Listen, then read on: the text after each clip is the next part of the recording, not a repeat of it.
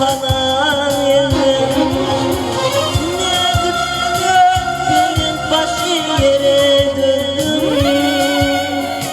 Çankırı'nın kızın acıya şehrin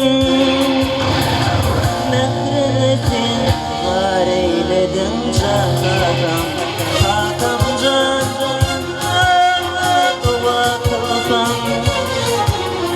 Hakan can şimdi panni okulum oldu Hakan can yerlerinden mutlu aklan Hakan can şimdi panni